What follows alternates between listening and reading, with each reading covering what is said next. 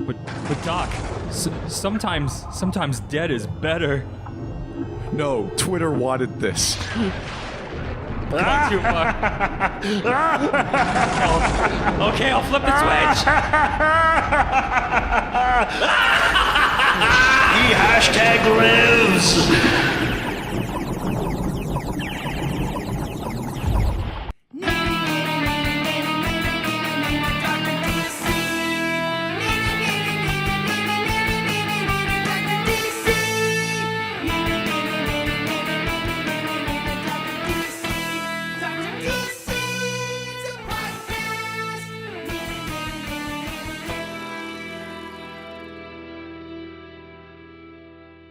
Welcome to the Dr. DC podcast. My name is Richard, and next to me is the Doctor himself. Hello.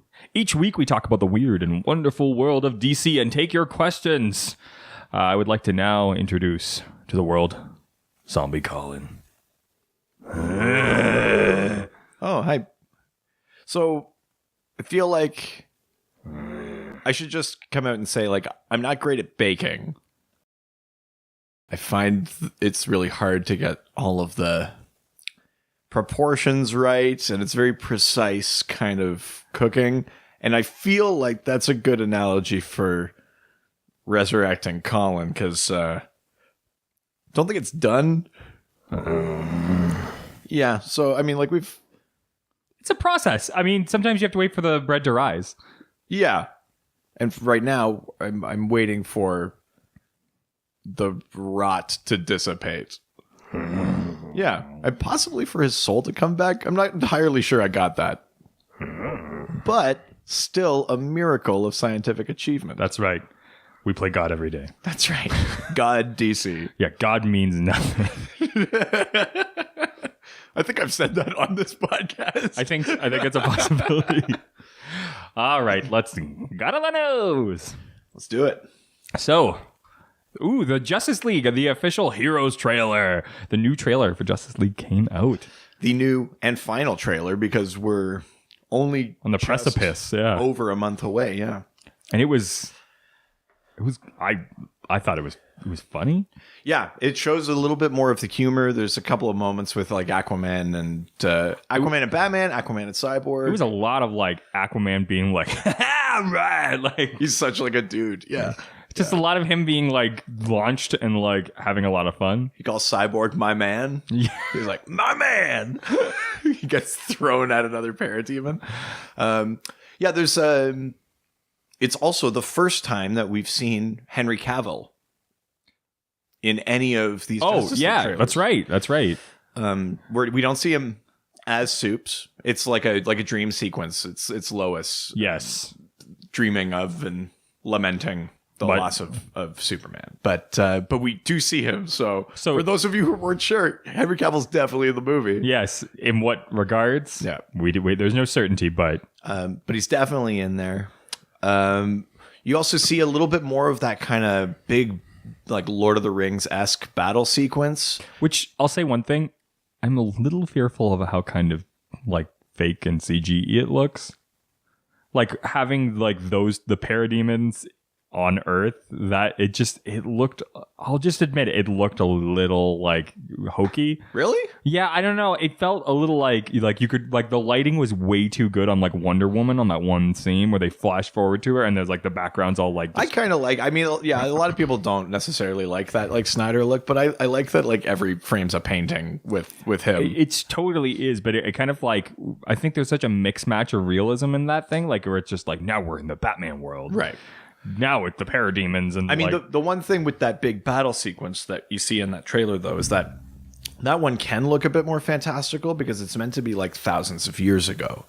It's the Amazons and Atlanteans and humans teamed up against Steppenwolf the first time that they tried to invade. That's where those three mother boxes, like how they end up on Earth. So I think it's meant to kind of evoke, like the opening of Lord of the Rings, like that big sort of battle sequence. Oh, okay. Because I was just like, some of those shots, I was like, I just felt like a little too polished and CG-ish. And like, you could feel it's like, oh, that was a green screen, like without a doubt. Like, I know it is, but I don't want to feel like it is. Right. Yeah, I mean, like, I can certainly understand that concern because that was my like biggest problem with those. Well, it wasn't my biggest problem. It was a problem I had with those Star Wars prequels. Yeah. You know, that it was like really clear that George Lucas was just like, look what I can do now. everything that they ever shot was in like a 4x4 square. Yes. And then he put everything else in after. I think Zack Snyder has a better aesthetic though, so it doesn't look as like shitty and fake. I'm hoping that George like Lucas. I'm pretty good at like having like just getting caught in the movie Yeah. and not worrying about it. So I think I'll be okay. But like seeing them like as these separate shots, I was like, I don't know, like it feels a little too polished and CG-ish and computer-ish, and like I just don't like them to have like there's like the most perfect lighting in front, and then like in the background like nonsense is going on, and I'm like, Yeah, it's a movie, I get yeah. it, but I don't know. I kind of like it because there's not too many people that like make movies like that look very like like everything looks like an oil painting. I don't know. I kind of like it. Yeah, I mean, if someone's gonna do it, I mean, may as well make it for like a big action movie. But we got to see lots of Cyborg as well. In this Yeah, trailer. like and actually like felt like a significant role. Like, well, I think he is because he's made of one of those mother boxes. So if that's part of the reason Steppenwolf's coming to Earth, you can pretty much assume that Cyborg will be relatively central to that. I like that character. Like, Yeah. because the cyborg thing is always kind of like it's a little cheesy. When they did the New 52, Cyborg became like a founding member of the Justice League. He kind of replaced Martian Manhunter. But that upset lots of people. It upset me a little bit. But it kind of makes sense in a way because if you think of like what's Martian Manhunter's key power, it's like the telepathy thing. Cyborg is a very like 21st century version of that. He can connect to and control any technology, right? Like it's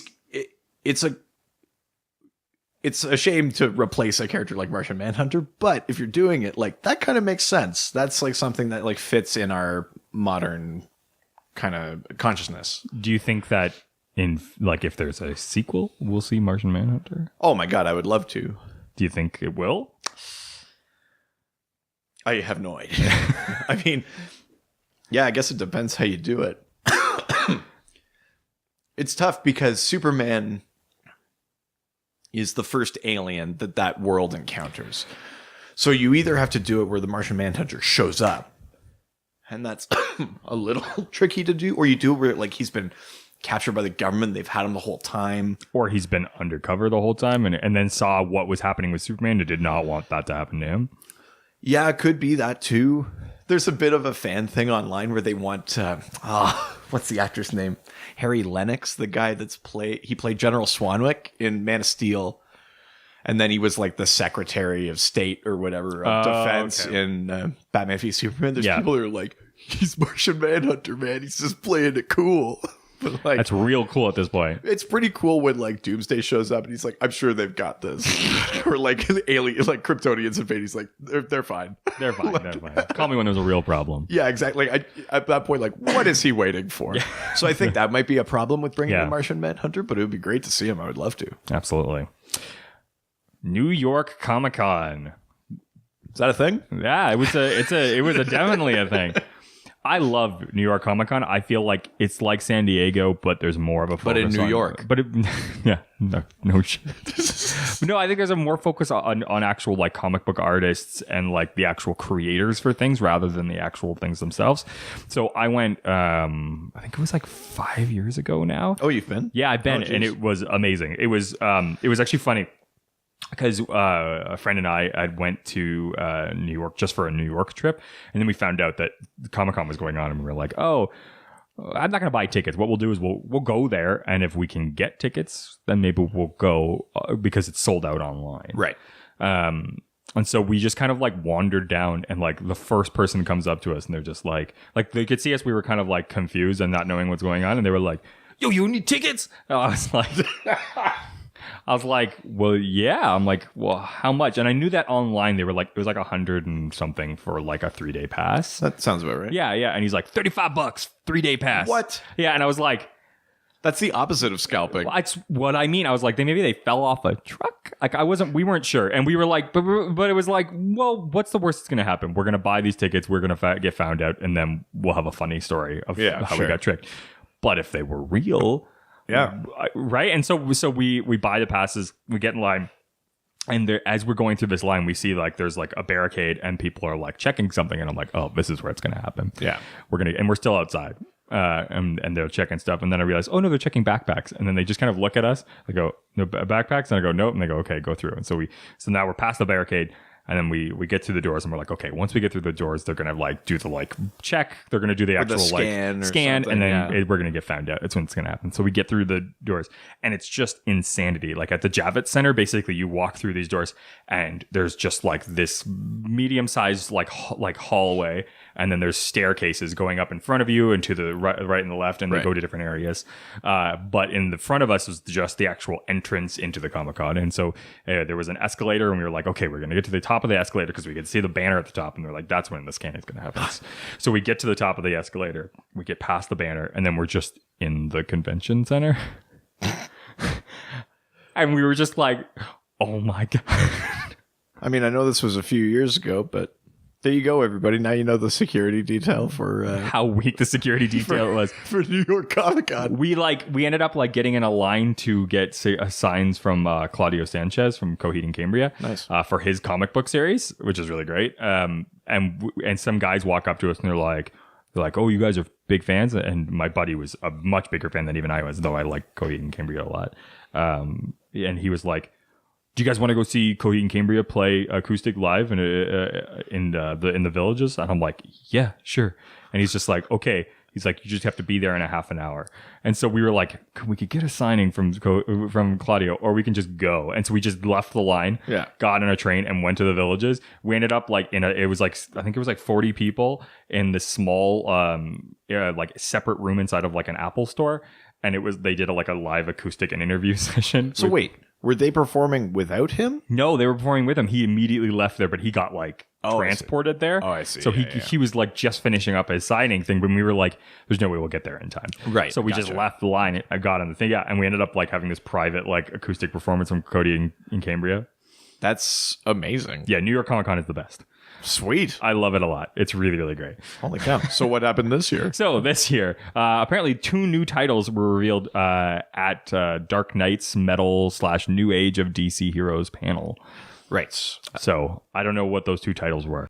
Yeah, so they've added 2 new titles. The one is called The Curse of Brimstone, and the other is called The Unexpected. And basically these have been added to, I guess you would call it like the roster of books that are in some way connected to Dark Knight's Metal, the story that's happening right now, where all those different Batmen are invading from the dark multiverse. So there are a bunch of things that are kind of like that we've seen that are spinning out of that, including like the Immortal Men and things like that. And these are 2 more stories that are coming out of that. Have you been following up with those? I've been following Metal so far, and I've been reading like the one-shots and stuff like that have come out, and it's been great so far. But the main Metal story has also been like referencing all of these crazy other things. Like we've seen the Outsiders, the Challengers of the Unknown, Hawkman's involved, Dream of the Endless, like from the Sandman series. Ooh. It's very the Immortal Men. It's been very like broad. Yeah. And so DC is taking advantage of that and giving sort of little series to all of these sort of tangentially related pieces. And so these are 2 more that are being added. It's going to get tough on my pull list a little bit because I can only afford to get so many things. I'll be getting the Terrifics, which is like a Fantastic Four style team. Oh, really? Of Mr. Terrific, Phantom Girl, Plastic Man, and Metamorpho, which should be kind of fun. Excuse me. But there's not a ton of details yet on these 2 new ones, but I think it's probably unlikely that I'll be able to afford getting everything. Yeah. But it's definitely something I'll be looking for. I'll probably end up with a trade or something like that. Do these things end up getting released like digitally very often? Oh yeah, like usually like on the day they come out, you can get them. Oh, so digitally, you could probably do that. and right? those are less expensive. Yeah. You know, like where we live, Not so much. I pay more for comics than most people. Yeah. Because of the shipping. Yeah. Because we live relatively remote. Oh, so just like all the comics at the comic book store. Yeah. Like I not only pay. Do you pull specifically from the comic store, or do you just get them sent directly from the? Well, the way our comic book store works though too is they only bring in comics if you're pulling them. Like there's not just a rack of comics on the wall where you can pull them off. So I have like subscriptions to comics through the shop. Okay. But I pay like above the US cover price. Wow. On them. Just because it's hard to get things up here. Yeah, absolutely. But the nice thing with digital is that I just have to pay the price of the comic. So some of those things that maybe like aren't as... You don't need to necessarily collect them, but they're you not want to as follow. tied in. They're not like the main metal story or something like that. Those are the sort of things I can get digital. Nice. So Bassman. Bastman. Yes. Isn't that like an Egyptian god? Batman Last Night, coming from Scott Snyder and Sean Murphy. Yeah, so Scott Snyder talked about this. I think he described it as what he wanted to be like his last Batman story for. Oh, like, really? A long time. Yeah. Because he spent a long time on Batman. He was the Batman writer through the New 52. So that was like 4 years. Wow. He's writing Metal. He wrote All-Star Batman. So this Batman Last Night, just the very little tidbit that like he described of it sounds extremely strange. Really? It's like Batman wakes up and he's young, but he's in like a post-apocalypse scenario. He has Joker's head like on his belt. Whoa. But it like talks to him. Whoa. There's like old Wonder Woman and like baby Superman. It's like something I don't know what it's meant to be. If it's meant to be like a hallucination, or if it's meant to be like an alternate Earth, or if it's meant to be like some time crisis, or who knows. But it sounds very strange. It sounds kind of awesome. It makes me think, like, just that brief description makes me think it's going to have a sort of like Mad Maxy kind of vibe. Which would be kind of rad.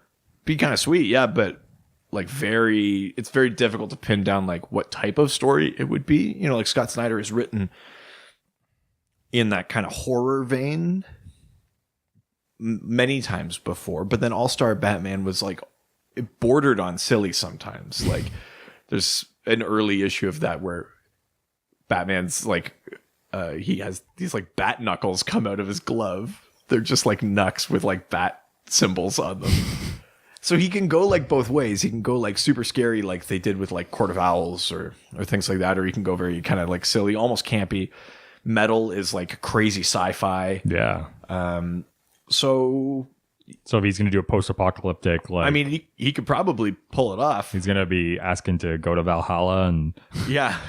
sucking gasoline, and the Batmobile is going to have like a big Hemi coming out of it, and Robin's going to be playing electric guitar. Yeah, in the back. Doof Warrior. Yeah. That's what I want. I want the Doof Warrior for this one. That's awesome. But yeah, I mean, there's not much more detail to it than that. But yeah, I mean, like I've been a fan of Scott Snyder the whole time, so I'm in. Yeah. But it does sound weird. I'm into weird, though. I'm ready for a Batman story. Wow, there's been a lot of Batman going on at New York Comic Con, actually. That's kind of typical, though. Yeah, it's true, especially when it comes to DC. They lean a little heavy on the Batman. Batman's the moneymaker, right? That's true. So there is one last Batman story for NYCC, which is Batman anime to be released in 2018. Now, is this a comic book or a movie? No, it's a like an animated film. Now, is this like Japanese anime or just like, wow? So like, is it made, like an actual proper anime, like made from a Japanese artist? And yeah, actually, the character design is being done by the guy that did Afro Samurai. Wow. Yeah. So, they've got like a director named. They've also named like the English language screenwriters as well as the original screenwriters. So like we'll be getting an English translation of it. But yeah, like a proper Bat anime is coming in 2018, which is kind of neat. That's so interesting. I've seen like a couple of like short. Yeah, they've always been like shorts. Yeah. And like Gotham Knight, that ensemble of it's like 6. That's like 6 anime shorts of Batman that are meant to be relatively in the world of the Nolan Batman. Yeah. But this is like its own thing, a feature length, Bat anime with like the Afro Samurai is amazing. So the fact that guy's involved is pretty cool. Yeah, I feel like it's going to be super cool. I'm just wondering like how anime it's going to get. Like, I think it will be like modern like cinematic anime as opposed to like just the background like moving like Dragon Ball Z like kind of you know what I mean? Yes. Yeah. It's actually just like half of it. It's just him powering up. Yeah, that's right. It's just winding up the batarang. I could appreciate that. All right, moving on. DC to commemorate the 1000th issue of Action Comics with star-studded celebration in 2018. Yeah. So Action Comics #1 came out in 1938. Holy. And it's been relatively monthly since, with, some slight changes in schedule through the years. And then they like canceled that first volume when the New 52 started and Action Comics started with #1 again. Do you remember the commercial that used to be on like back in like the 90s where it was like the creation of Superman and it was like somebody like in a going on a train and like that was one of those Canadian heritage minutes, because the one guy is Canadian. I always really like that, and it's like they pass like a napkin or something with like Superman drawn on it. Yeah, that's right. I do remember that. It was so good. That is like a very like accurate retelling. Yeah. Well, an iconically 90s Canadian memory to have is absolutely. That commercial. Yes. That and the Log Rider song, but yeah, that's right. So then they canceled, quote unquote, the first volume. And then when the New 52 started, they started with issue #1 again. And it went to issue 52. And then in Rebirth, they went back to the original numbering. Oh, okay. So if you went to like the whole first volume plus 52. Yeah. And then they bombed in where we are now. So it's literally at like... Yeah, we're in like the 980s or something like that right now. So yeah, and they come out twice a month now. Action Comics 1000, it'll be the first comic book to ever, to hit number 1000. Besides Archie. Actually, that's probably a good point. I bet you there's 1,000 of those. I bet there is. That's a good point. But it'll be the first DC comic, the first like sort of superhero comic to reach 1,000 issues. And that'll be in 2018. So yeah, they're going to do like and 2018 is also Superman's 80th birthday. So it's going to be like a big thing. And I think there's going to be some, they're going to make quite the event out of it, as they should. I think the issue is likely to come out in March. Superman's official birthday, I think, is in May, but they'll probably just throw it all together for that 1000th issue. I wonder what star-stud means. Well, I would assume it would involve at least some creators who are influential on Superman.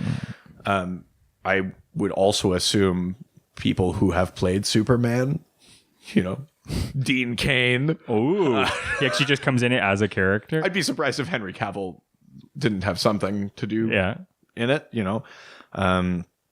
I would expect to see, as you do, re-releases or director's cuts of those old Donner movies or things like that. But yeah, I would expect 2018 to really be like the year of Superman. Not in terms of films, because there won't be one, but... How many years has it been, I wonder? What do you mean? Like how? Well, like it's he'll be 80 next year. He'll be 80. Oh, so 80 plus the 1,000th. I mean, that's So it's those two together. Yeah, you get. I think that's definitely going to be the year of Superman for sure. Totally. Not that. I guess it's a way to take it back from Batman.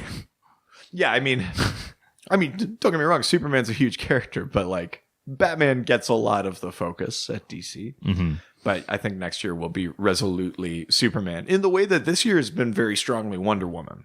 We'll have to do some Superman focused materials for that. Oh, totally. Oh, trust me, I'll be bringing in issue 1000. Oh, well, yes, of course. That might be one where I actually get more than one of them. That's true. I don't usually do that, but I might with that. I got I don't know. I still have to give Colin Superman for all seasons. Well, he's got to learn how to speak again first, and then we'll get to the part where he can tell us what he thinks of comics. Isn't that right? Yeah, exactly. Yeah, he gets it. So Zack Snyder wanted apparently Cyborg to give representation to people with disabilities. I kind of love this. This is I do. I don't know what the connection directly is. What I will say, my disclaimer at the top of this and at the top of my opinion on this is that I am not a person with disabilities. So Really? I don't know if people with disabilities are already seeing themselves in Cyborg. And what do you think, Colin? Is that agree? Lose one limb for yes. Okay, sweet. Yeah, I don't know if people are already seeing themselves in Cyborg, and if they are, that's terrific. I almost feel, and I'm a huge Zack Snyder fan, but something feels off about it to me because, yes, Victor Stone, Cyborg, is disabled. He's like missing like most of his body in an accident. But then he also immediately gets a body back. I didn't live like with and it's not like a prosthetic the way many of our real world prosthetics are. Like this, he's a cyborg. He has full function. He's, like the better, faster, stronger. Now, like, again, I hope I'm not saying something insensitive there. If people still see that as a person with a disability who's just like, this is their new reality, then that's great. I hope people see themselves in that. But it does feel a little bit to me like it might be cheapening the term disability when someone becomes a super, like he's not a superhuman in spite of having no limbs. He just gets limbs. Mm-hmm. You know what I mean? Like if he were disabled and then kept fighting, like I think you know what I mean by this. Again, though, I literally do not have the perspective on this. So, like, please, like, if you're listening and you have a better perspective on this, like tweet at me, let me know what you think about it. To me, though, it just felt like a kind of like a hollow thing to say that like Cyborg represents people with disabilities, because like I don't know if he does. Yeah. So please let me know what you think. It kind of reminds me of like that 80s Canadian PSA with the R-Star, the robot. Yeah. For the War of Amputation of Canada. Yeah. Yeah. It was this Astar, the robot from Planet Danger. Yeah. And the robot could put its arm back on, but you can't. So you have to play safe. Oh. Which is like a weird way to rub it in. Yeah. But like, yeah, ideally, in a perfect world, yes, Cyborg is representation for people with disabilities. I like it when it's less intentional. Like a good example is what Marvel did was with Guardians of the Galaxy with the big guy, the wrestler guy. What's his name? What, Groot? No, not Groot. The other one, the Batista. Batista's character. Yeah, he. Apparently like a huge a bunch of the autistic community came out and were like they really like that character because because he doesn't get he's very literal. Yeah, he doesn't get like metaphors. Yeah, and interesting. I hadn't read that. Yeah, I always really liked that because they were saying like, oh, like now my brother like has a character he can really that's someone that's someone they can relate to. Yeah, I mean, and ultimately people will relate to a character, and if that's what Cyborg is doing, then that's perfect. That's the best case scenario. But when you come out and say marketing it that way, this person is there to represent you. I always get a little like cynical about it. So like I said, like please let me know if maybe I'm being too cynical. But because again, we're coming from the side that doesn't have any. I have understanding. Yeah, I couldn't possibly understand exactly. Yeah. Moving on. Woo! Legends of Tomorrow spoilers. Matt Ryan's John Constantine confirmed for season 3. That's right. So yeah, when that Constantine, excuse me, when that Constantine series was canceled after one season, fans got very passionate online, and basically like it's their passion that ended up folding him into the Arrowverse. Oh, wow. He showed up in season 4 of Arrow in one episode and helped reunite White Canary's resurrected body with her soul. Oh, okay. And he hasn't shown up since. Because that seems like a very, like, not Arrow-y character. Well, yeah, season 4 went very magic. Yeah. So Constantine was a good fit that way. So he already has a relationship with White Canary because of that encounter. So in a way, it kind of makes sense to bring him in on Legends. It's a show where you cycle characters in and out anyway. True. And there's an established relationship between two of them there. So yeah, they didn't say like what episode or what the context was, but you can expect Constantine to show up there. And he'll be further part of the Arrowverse because he's getting a mini animated series on CW Seed in the same way that Vixen did, and Vixen was then part of like Legends of Tomorrow. So that and also on Arrow. That like makes a lot of sense for an animated TV show. With all Constantine they released like a little preview of it, and it's all demons and things like that. And Matt Ryan plays a great Constantine. Yeah, plays that kind of like moral ambiguity, the guy that will double cross anyone. Mm-hmm.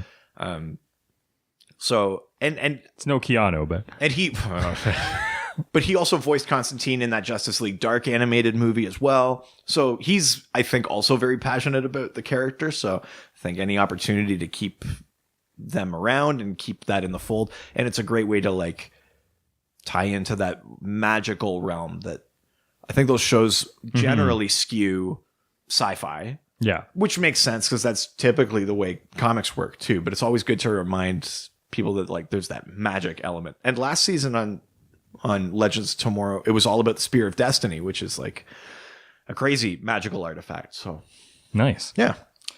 And finally, a free preview was released of DC's Watchmen/DC Universe crossover Doomsday Clock. Holy shit. I saw you freak out a little bit about that. It looks amazing. They're definitely picking up on like the visual and like the formatting cues from the original Watchmen, and they're treating Doomsday Clock like a sequel to Watchmen, basically. There's some crazy stuff in that preview, and it's not spoilers because it's a preview and it's online and they released it at Comic-Con. Yeah.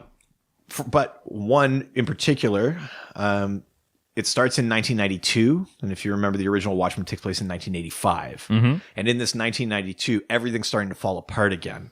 Rorschach's journal, which was left at that like kind of shoddy newspaper, the truth of it has come out. The world is like looking for Adrian Veidt, aka Ozymandias, to bring him to justice. Wow.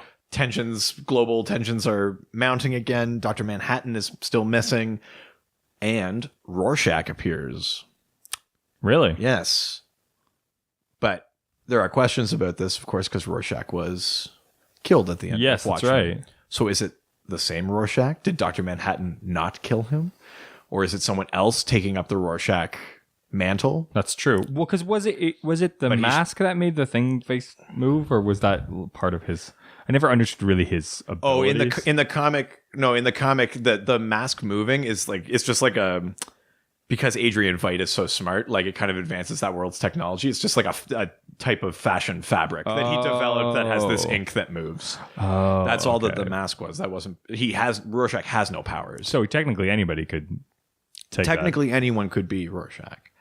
So, but we do see Rorschach, and we see a couple of like script bubbles of him. Yeah, and he speaks like Rorschach does. But yeah, there's lots of interesting stuff in there. But so far in that preview, all we see is sort of shots of the Watchmen universe. We haven't seen any of the like Prime Earth, like DC universe yet. Oh, so is it just acting as like connective tissue to like? Well, no, but I think like Doomsday Clock 1 will set up like what has happened in the Watchmen universe. Yeah. And then I imagine we'll also see then contemporaneously like where Superman and Batman are, and there's a couple of like covers for future issues that show like Batman reading Rorschach's journal and things like. So there's going to be lots of. Is there any like specific connections you're looking forward to? Like, oh, I can't wait till this character meets this character. There was some sort of like offhand reference Jeff Johnson made a couple of months ago about the smartest men of each world meeting each other, which would be Lex Luthor and Ozymandias. Oh man, and that I find exciting. Yeah. Because they're both kind of morally ambiguous, dubious, yeah, wealthy industrialists. Mm-hmm. One thinks that he's selfless and one knows that he's not. That's very interesting. So I think that's probably something I'm really looking forward to. But then the other significance, though, of the year being 1992 is that in the real world is the year that Death of Superman came out. Oh.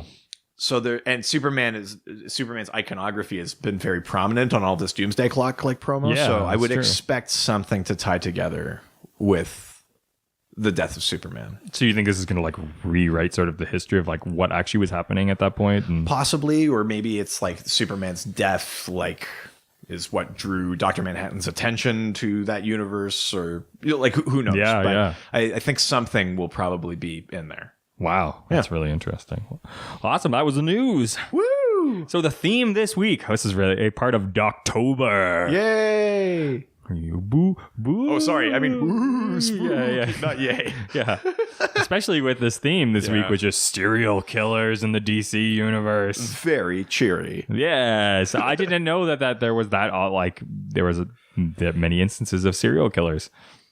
Well, I mean, there's lots of instances of killers and people who kill. Yes. But yeah, the actual concept of a serial killer where the crime they commit is to kill. They're not just killing like en route to their other crime. Yeah. They're not killing so they can do something. Yeah, exactly. They're killing because they want to kill.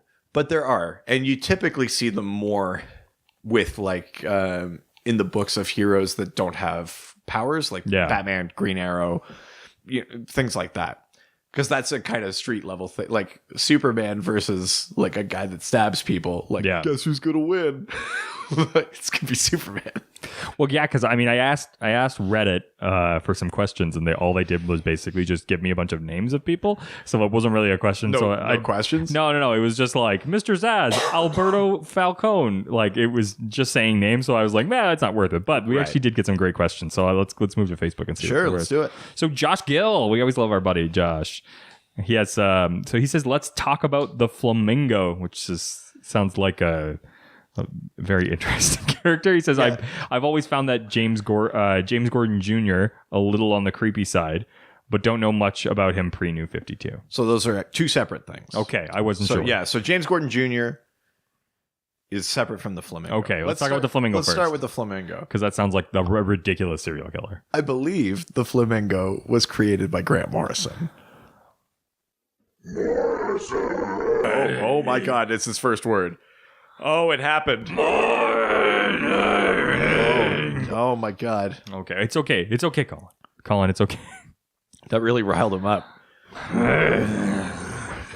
It's okay. It's okay. We know. Sorry, I won't bring it up anymore. The Flamingo was created by a comic creator. His name is Eduardo Flamingo.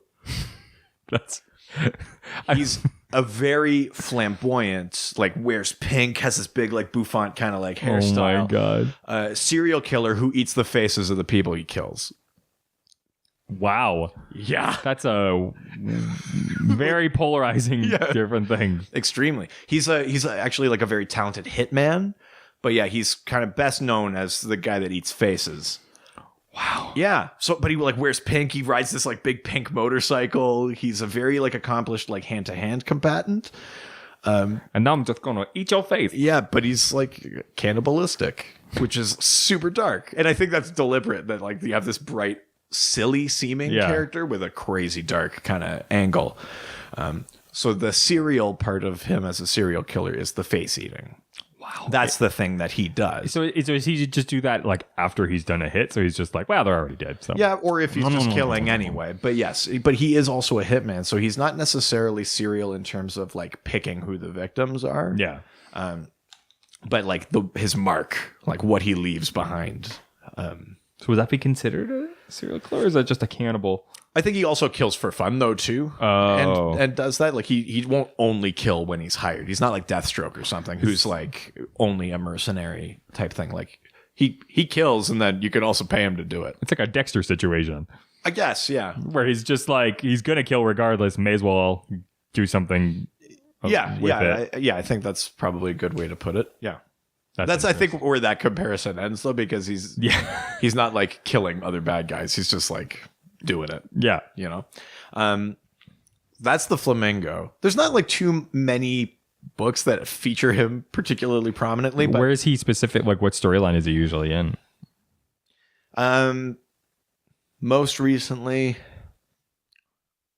I think he was in the Gothtopia storyline in the New 52.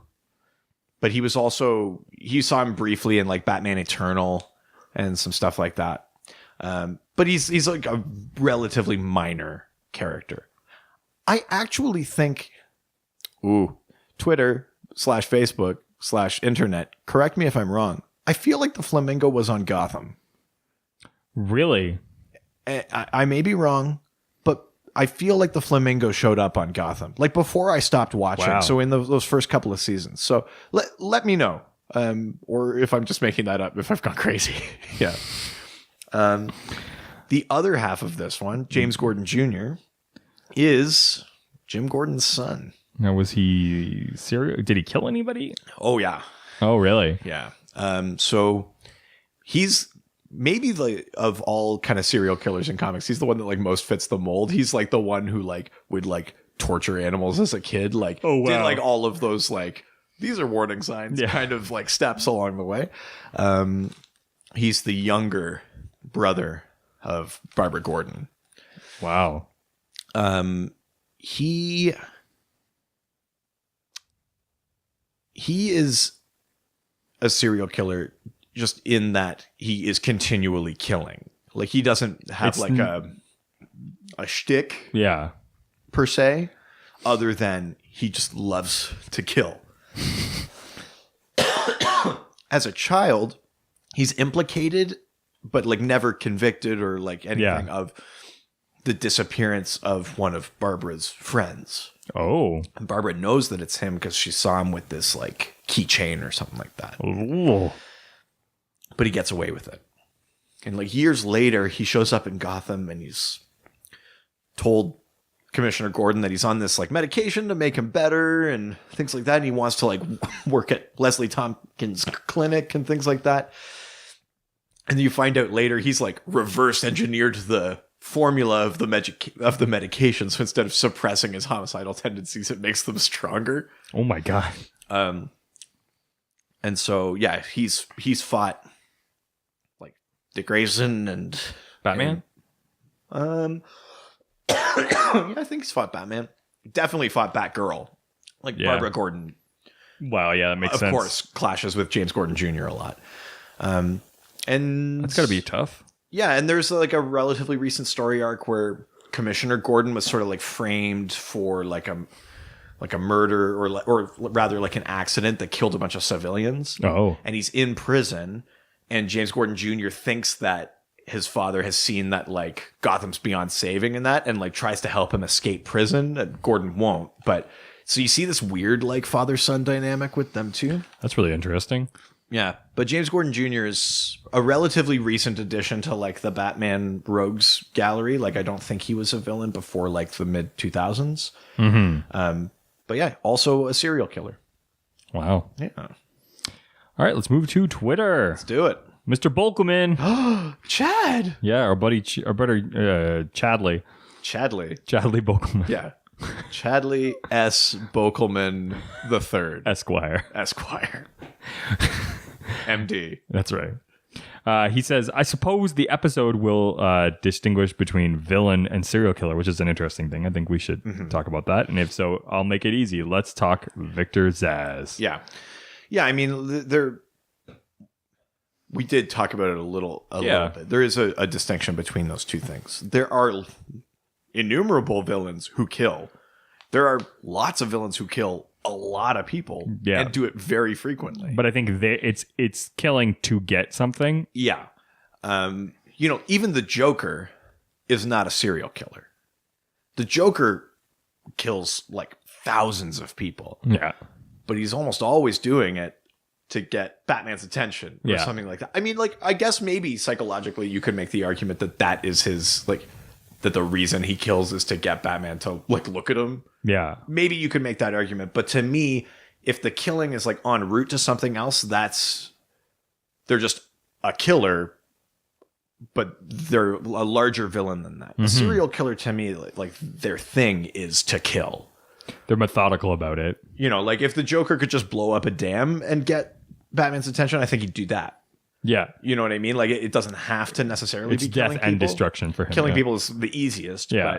But like a serial killer, blowing up a dam would do nothing for them. Yeah, no. You They know, like love the act of actually killing. Exactly. So I think that's maybe not necessarily psychologically sound, like in terms of like actual like science or the criminology of serial killers, but that's at least how I think about it. So how does Victor Zsasz get into this? Victor Zsasz is he was like a wealthy businessman, and he kind of loses everything, and then at one point he goes to kill himself, and he's standing on this bridge, and like a homeless guy tries to stab him. And even though he's going to kill himself, like he wasn't trying to get stabbed. Yeah. Right? So he defends himself, but he sees like in the homeless man's eyes that this guy like thinks all life is like nothing. It's meaningless. And it affects Zsasz, and Zsasz kills him as like a gift for teaching him like his purpose in life. Wow. And then It's like a saw. and then leaves a mark on his skin. And every time he kills someone, he leaves a mark on his skin. Wow. And Zsasz is basically this like methodical serial killer. Mostly kills women, I think, but just kills generally. But every single time he'll leave a mark. And that is definitely his thing, because there's one comic where he attacks Alfred at like a party at the Wayne Manor or something like that. And Bruce manages to get Alfred to the hospital in time to save him, and then like has a press conference where he says Alfred is alive, and Zsasz has already made the mark. And he talks about how his skin is crawling and how he can't like it drives him nuts that his tally is off. Bruce does that deliberately to pull him out of like, to draw him out so Batman can fight him. But so he did actually kill him though. No. Oh no. No. Oh, okay. No. Like Alfred survived, but Bruce has the press conference, makes it very public so that Zsasz knows that his tally is off. Yes. Yeah. Alfred does survive that. Oh, okay. But yeah, Victor Zsasz is frequently an inmate at Arkham Asylum. Yeah. And he's incurable at this point. He's like a side quest villain in Arkham City. You go through like all the phone calls. You're trying to track down Zsasz and stop him. Oh, that's right. I do. Ugh. Yeah, that was really annoying, Corey. Yeah. Yeah, I didn't like doing that. Yeah, I mean, he's a serial killer. He doesn't have powers. Yeah. He's not super strong. He's not even necessarily super intelligent or anything like that. But he's just like methodical and like relentless in the way that like the Terminator from the first Terminator is relentless. Like he has a mission and he won't stop if he can keep going. Yeah, exactly. Like, the only way conceivably to totally stop him is to kill him, which of course Batman won't do. But interesting. Yeah. All right. Paladin of the Green. Did you see we got an answer whether or not that was a promotion? Oh, he wrote lateral move of the green. That's awesome. That answers the question. All right, let's talk about Ficus of the Green. Oh, Ficus. So he asks, or he says, he asks, could Adrian Chase, the vigilante, be considered a serial killer? Yeah. I mean, the short answer is yes. But let's go deeper into this. Yes. Who is Adrian Chase? Who is the vigilante? Yeah, I don't know my character at all. So if you were a fan of the Justice League cartoon that was on, like of that sort of like animated series universe, there was a character called Vigilante. He was like a Western hero. He had a white cowboy hat and a blue shirt and a red like kerchief. And he had these two guns and he rode a motorcycle and he'd say things like partner. That's the Golden Age Vigilante. In the comics. He was around in like the 40s and 50s and things like that. In the 90s, they updated the Vigilante. He was sort of Punisher-esque, basically. Wow, that's a big change. Yeah, it's a huge change. And that Vigilante is Adrian Chase. And yeah, his family is killed, Punisher-esque. And and he goes on a rampage and he just kills bad guys. There's no rhyme or reason. He's just There's no... He just knows he can get away with it. He's not trying to get them on trial. He's not trying to like prove the system works or anything like that. But what's the kicker about this is that Adrian Chase was a lawyer. He was like an attorney. And when he sees, after his family is killed and he sees that the system isn't working, or at least not working the way he wants it to, or in his particular case, that's what snaps in him. And so is he trying to kill is he trying to kill the people that killed his family? And then just wrongdoers. He basically takes right and wrong into his own hands. Wow. And again, if this is reminding you of Frank Castle, I don't think that's by accident. I don't think it's by accident. I think it's, you don't want to call it a ripoff because both companies do it to each other. But I mean, yeah, probably a response. But the thing with Adrian Chase is that he eventually is so ridden with guilt at abandoning the rule of law that he kills himself. That I think distinguishes him from the Punisher, because the Punisher basically, this is his like mission from God almost. Yeah, he doesn't think that what he's doing is wrong. No. Adrian Chase does, but has to. Like that was his compulsion. Though to be honest, it's very Punisher-esque, but I mean, this story is not. I mean, Punisher didn't create the story of a person who killing because something happened to their family. No, not at all. And yeah, that's the premise of like every like action movie ever. Like exactly. Now, if that name sounds familiar, Adrian Chase did show up. He was the big bad of like the last season of Arrow. Oh, okay. In that one, he took the name Prometheus, but there was also a vigilante in that season. Mm-hmm. But Adrian Chase was quote unquote Prometheus. And in that season deals with the idea of who takes right and wrong into their hands. Mm-hmm. And Adrian Chase, in that context, has been burned, like not like with fire, but like burned by the arrow, because the arrow basically decides who lives or dies. Mm-hmm. Or the Green Arrow at this point. So you've seen a version, like an adaptation of Adrian Chase in live action that way. But those comics they're odd. It's the 90s. So the 90s kind of went like hyper violent and very like grim. And that was when they were like, kill Superman. Green Lantern's a bad guy. Break Batman's spine. They were like, just like, grunge is on the radio. Nirvana is the best thing ever. Yeah, there's a lot of that. So Adrian Chase kind of is born out of those things, but you can absolutely call him a serial killer. It doesn't really matter that the people he's killing are bad guys. He's a guy who works outside the law with a particular purpose. I've got a particular set of skills. Yeah. Skills that make me a nightmare for someone like you. And he's targeting a very specific type of person. I think he's the definition of serial killer. He happens to be, I mean, very loosely on the side of the angels, only in that the people that he's killing are worse than he is. But that doesn't make him good. Yeah, he's absolutely a serial killer. Totally. Wow. That's awesome. That's the thing that like some superhero comics like wrestle with, especially actually in Green Arrow. Because Green Arrow will kill sometimes. Mm-hmm. Batman is like, no, never, under no circumstances. Nah, nah, nah. Green Arrow sometimes will be like, it was my only option. Or he'll be like, this is the lesser of two evils. And he deals with those consequences. Sometimes they're really bad and sometimes he kind of gets away with it. But like that idea of like, where is the line between, we know heroes in general are operating outside the law. Even the good ones like Superman. Yeah.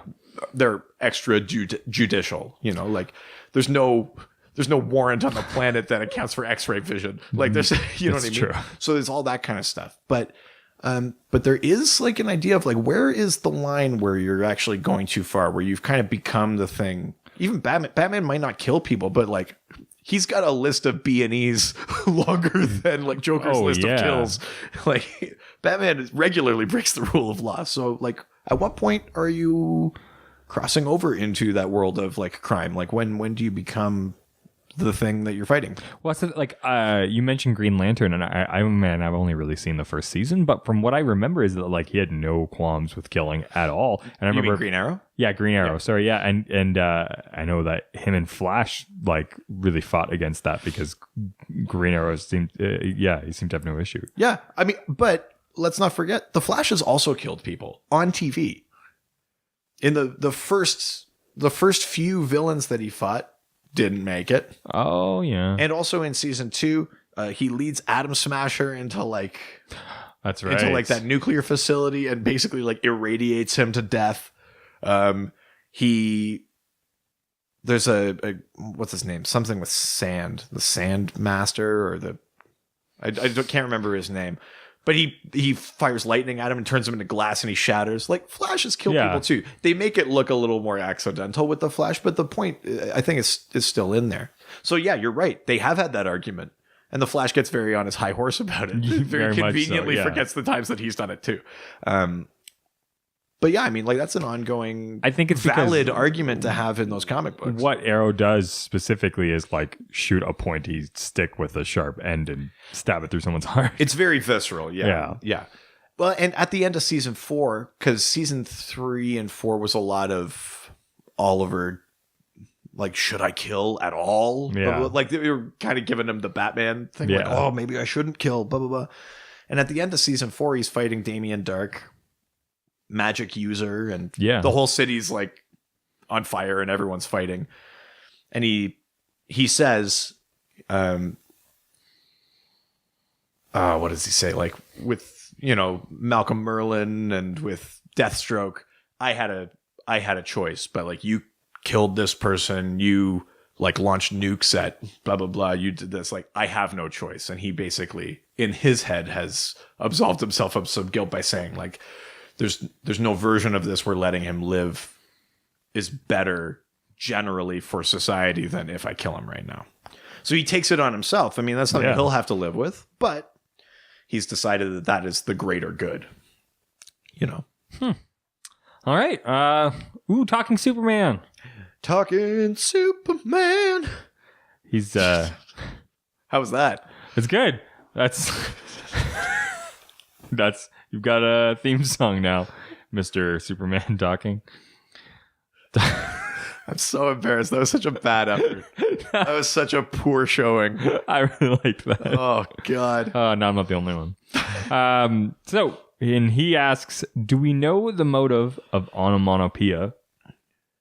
And then he also asks, is it a better story if we don't know killer's motives? Right. So let's start with, have you ever heard of onomatopoeia? Like in literary terms, sure, but not as a super or villain. Right. So onomatopoeia was created by Kevin Smith during his run on Green Arrow. So it sounds like a very Kevin Smith villain. Yeah. So he is a serial killer, but he mimics the sounds around him. Kevin Smith described it as something that he thought could only really work in a comic book, because in a comic book, a gun goes off and you see the word blam. So you can just have the character say blam. But like on TV, that's not the sound a gun makes. So unless the person can make the sound a gun makes, that's the thing that doesn't translate very well. So when they eventually make the television version of this, they have to have the guy from Police Academy. They've already, Michael Winslow. Yeah. He could. The secret origin. Sorry. I've never seen them in the same room. I'm never going to watch Police Academy in the same way again. Yeah, that's right. I think Arrow almost used onomatopoeia. I thought I read something about that recently. At any rate, so yeah, you'd see him say like blam and shoot someone, or if he's walking through a house and there's a dripping tap, you'd hear him go like drip drip. Like he mimics it. I think it's implied that he's actually mimicking it like perfectly. Hey. Holy shit, it's you. It was you the whole time.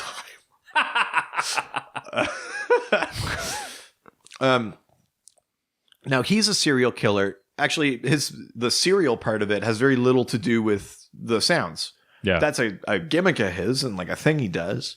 But it's more, he goes after like costume vigilantes, like non-powered heroes. Yeah, that's kind of his target. In terms of a motive, we don't really know why he does it, because we still don't know who he is. Part of that is because he hasn't shown up all of that much outside of Kevin Smith written things, including what is it, the Widening Gyre, like that Batman story. Oh, that's right. Like that. We still don't know his real identity. We don't know his origin. He's just there. He's Joker-esque in terms of how little we know, but Yeah. like not in terms of like how iconic he is, of course. But No. so we don't really know his motive.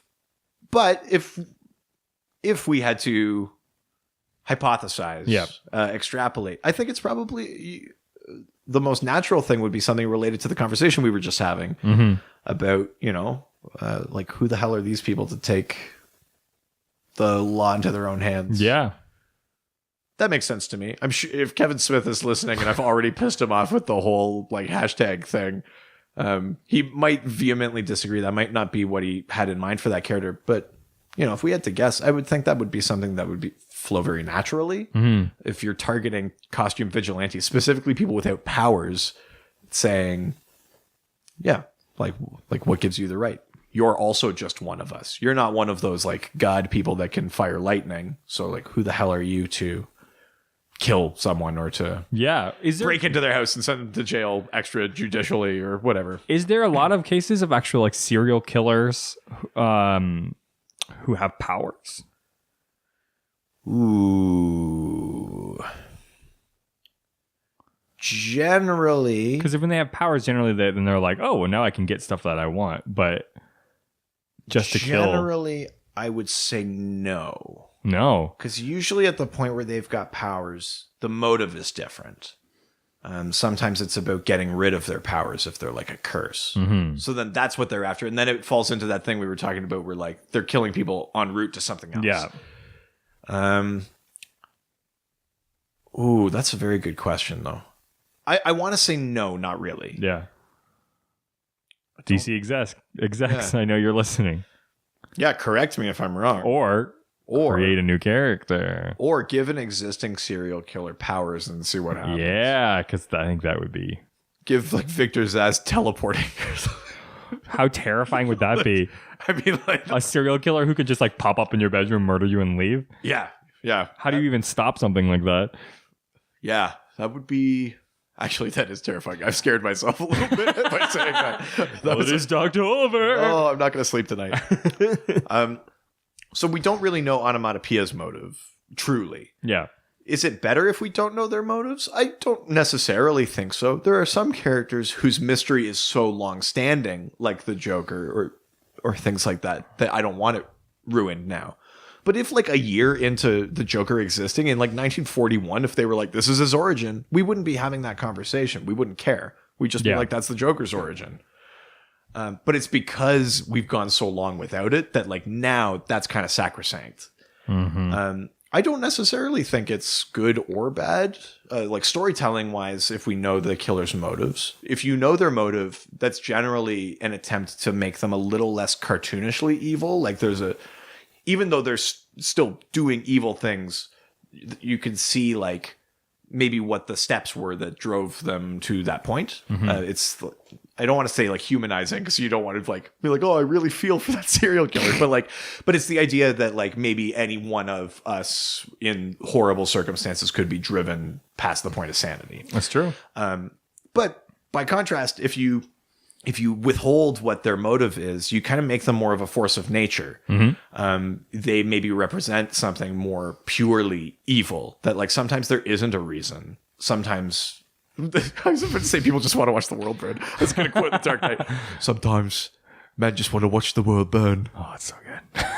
When I was in Burma, my phone branca. I was having a phone branca. Bringing it back. It's happening. Sometimes men just want a phone branca. The size of a tangerine. At a cafe in Paris. Oh, awesome. I think we answered that. Yeah. I think this is the end of it. This is a quick one and done. I like it. So we've done death in the afterlife. Serial killers. We've done serial killers. Who knows what next episode will bring? We'll see if it's still this dark. Yeah. or if we opt to lighten it slightly. Well, I know. I mean, we have zombie Colin now, so yeah. What do you want to see for the next one? Morrison? Sorry. I'm sorry. Oh, God. Oh, Jesus. Get me the baseball bat. No, it's okay, Colin. You are loved. You are loved. You are loved. That was beautiful, Richard. This is what it's for. So I mean, that was it. You know what? These were some great questions this episode. Yeah, absolutely. So if you guys want to ask some more questions, you can always ask them unsolicited, or when we do call outs per episodes, you can reach us out on Twitter at Dr. DC. That's right, or Facebook, Dr. DC Podcast. That's right, or occasionally, which we haven't done in a while, is Instagram, which we should, but you can find us there on Dr. DC Podcast. That's right. Or occasionally, if you go to the at DC Comics Reddit, the r DC Comics, or the r podcasts, I occasionally do. Yep. Well, usually one or the other one will actually respond to me. It's not all the time. We also have our fancy website, drdcpodcast.com or .ca. Oh, that's right, for Canucks out there. Yep. I put up another Explain Like I'm Colin article. Yeah. 'Cause I thought that when we were talking last episode about all those different death gods, I thought that warranted a little deeper look. So there's the ones some we talked great about. There's a articles, couple of new ones in there too. So You can find out sort of a little more detail about some of the concepts that we've talked about that could take entire episodes themselves. Yeah, And I'm sure we will flush some of those ideas out as well. But oh yeah, we don't have like a upper limit to episode numbers yet. So no, exactly. I mean, and if you guys have concepts of episodes that you'd love to see, we're always looking for suggestions. Absolutely. Yeah. And we really like that. And also sometimes so you can actually get us on our email.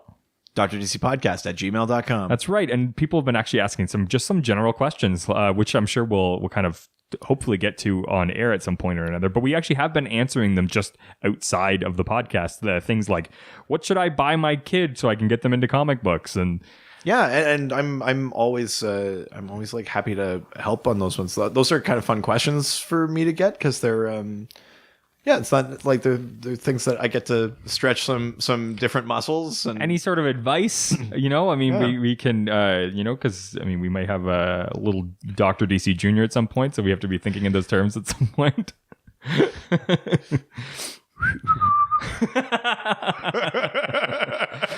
But no, we definitely really appreciate that as well. And also make sure that you go to iTunes and rate and review. And if you guys write a review and it doesn't really pop up right away, or we didn't mention it on the newest podcast, just let us know, because sometimes we don't see them. I find iTunes can be a little bit finicky with showing us the reviews, but getting those 5-star reviews does help, and it does show up, and it'll help us get higher ratings and get us more listeners, and then we can kind of keep pushing this out. And then I can finally confront Kevin Smith about that hashtag. That's right. Yes.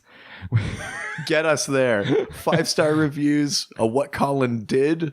And or does, because he's like half resurrected. And yeah, once we're famous enough, then we can finally have Dr. DC v Kevin Smith when we're peers. Dawn of hashtag. That's awesome. Am I missing anything else? What are we thinking here? I don't think so. Keep listening. We got more stuff coming for DocTober. Absolutely. Listen for next week. Woo! Colin learned love. Oh, that's really... Oh, we're getting there. Adios, everybody. Superman, all the superheroes. They always fight for what is right. Live with danger and adventure. They are men of might. Sometimes dead is better.